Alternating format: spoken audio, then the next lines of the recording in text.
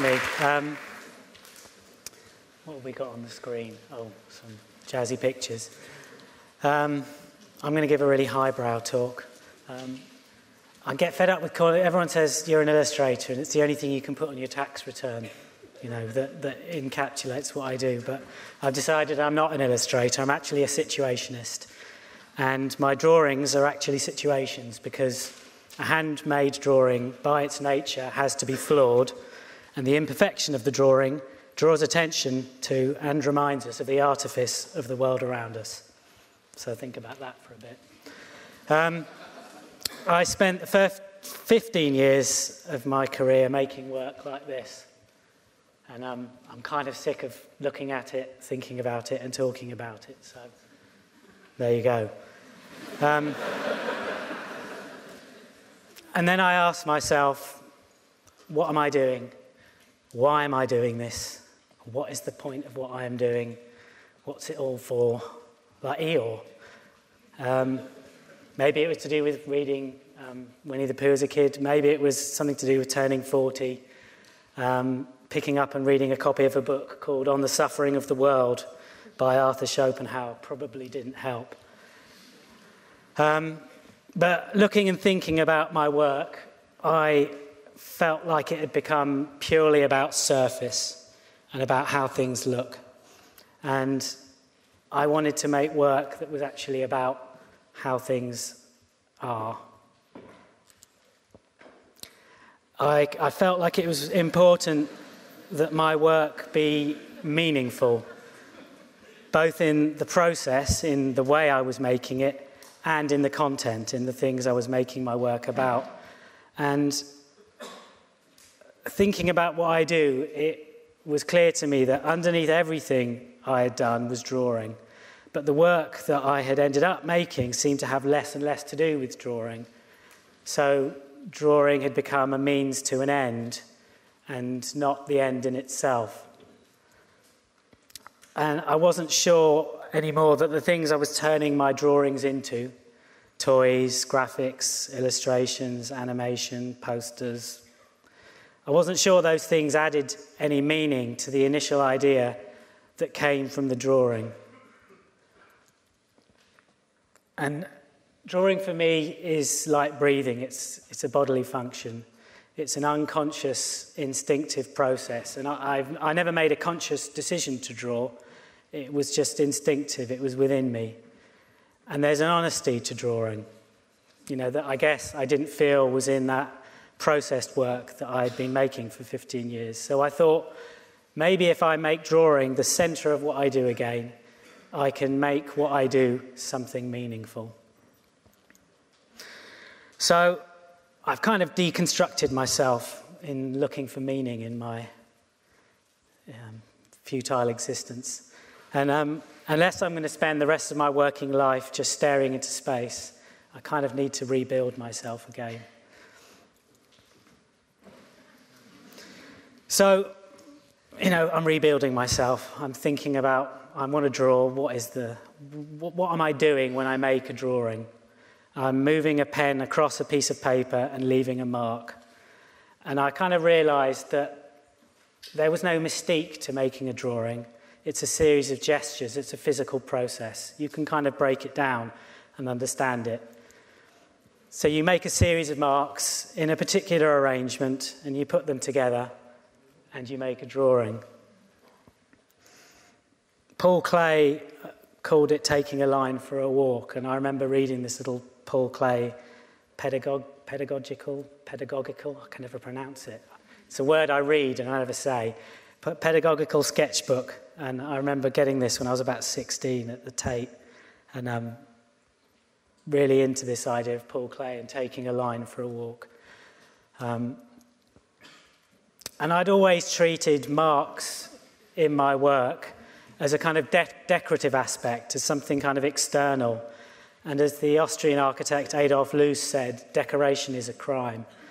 And I thought it was interesting to instead think about how the marks made in a drawing can be the result of an intellectual process rather than an aesthetic one.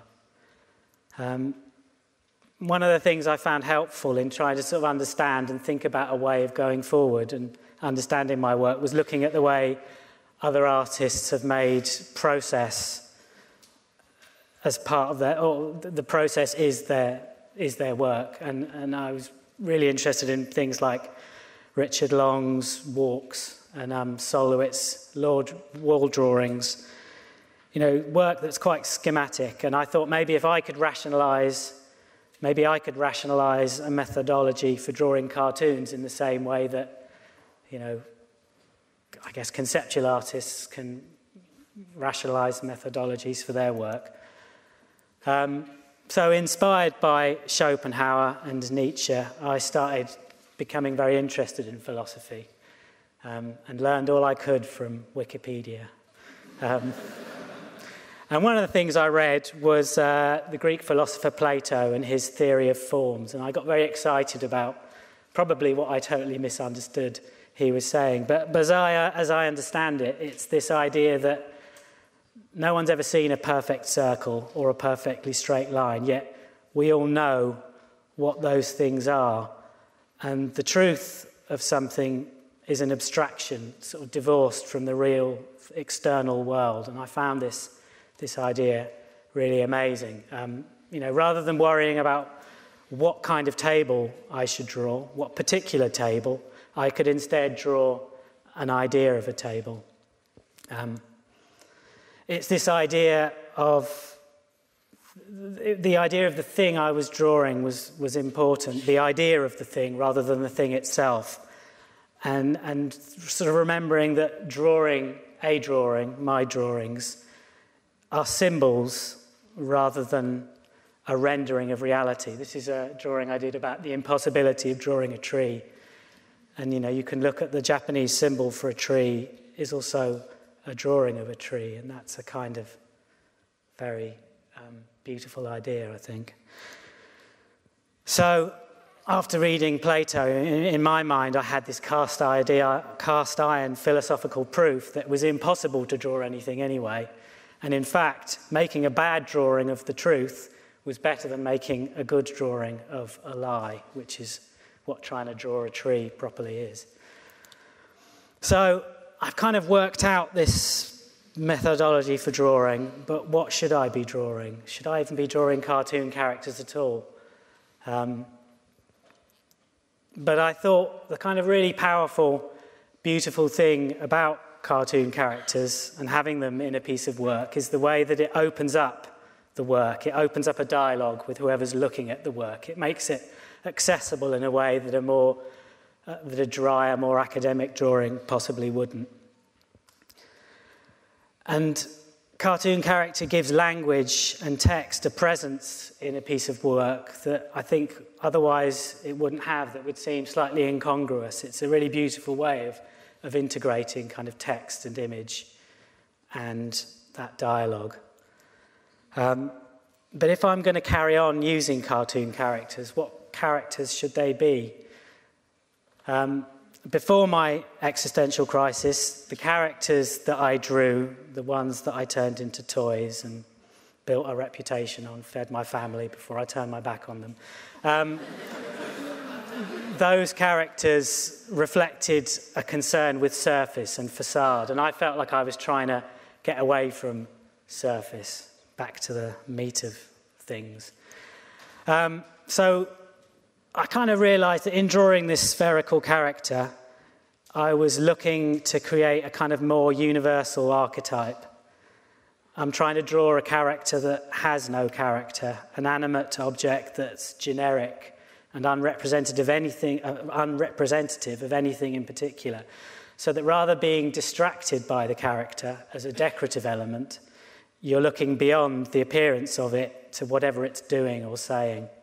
This is, I watched a really interesting documentary about dance on BBC 4, and this was actually a manifesto that a kind of conceptual, I can't remember, I wish I could remember her name, quite avant-garde dancer in New York came up with, and I thought it was a quite amazing manifesto. So I feel like in working this way, in drawing characters like this, I can make cartoons that are truer to this idea of drawing as a means rather than an end. So they're functional rather than decorative. So it's okay to draw. It's okay to draw cartoon characters, but what are they actually going to do? How can I make them meaningful? They need to serve a purpose, otherwise I'm going to be going back to Nietzsche again. What are they actually for? And one of the things I was thinking about at this time was skateboarding. I come from a whole background of skateboarding, and it's kind of how I entered, my whole career kind of started working in that world. And I was looking again at sort of skateboarding, and I became really enamored with this idea of skateboarding as a philosophy. So rather than looking at it as a sort of as a leisure pursuit or a cool thing to do, I really like this idea of it being a kind of philosophical undertaking, as a way, the sort of skateboard was this device for understanding space. The skateboarder uses the skateboard to sort of repurpose its in his or her environment, to take this environment and transform it into something else. And it's a way of making sense of reality. And I realised that for me, maybe drawing could do the same thing. It makes sense of reality. It's a method for me to understand the world. That's what it's for. And by using it to look at things and place them in a different context, maybe we can learn something about those things. This is a mashup between the movie Predator and Billy's a character in Predator. I assume you're all culturally literate people who know Predator and hopefully know all the dialogue off by heart, but it's Billy and obviously a Billy bookshelf from IKEA. And I'm going to take away the mystery of my drawing now. This is a drawing that references two iconic artworks. Raymond Pettibon's artwork for a Black Flag 7-inch from 1981, and Sol LeWitt's incomplete open cube sculpture from 1974. And obviously, if you put them together, this is what you get, and hopefully we understand the world now.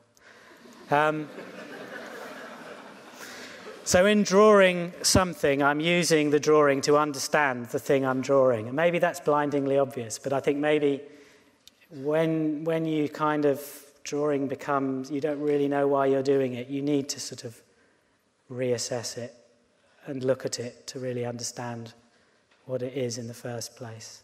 And I've borrowed this quote from George Hardy. I hope this isn't being too indulgent.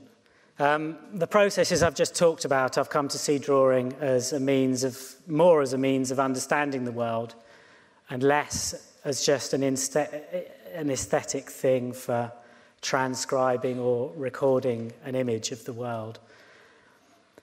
And I guess I'm kind of summing up now. The question I still don't know is if drawing is is just a means of understanding something. Is it right, or does it undermine that idea that the drawing has an aesthetic value? And do questions of aesthetics undermine the truth of the drawing? But I think the way I rationalised this, and the way I kind of thought, oh, it's all right, I can carry on doing this, is that by thinking about drawing in the way I do, in this very up my own arse intellectualised process, the aesthetics of what I do come from the process, from the ideas and the philosophy and the simplicity of that process. And that's what gives the work its aesthetic. So I hope that is a small insight into why I ended up stopping making plastic toys and ended up doing slightly existential black and white cartoons. But thank you for listening.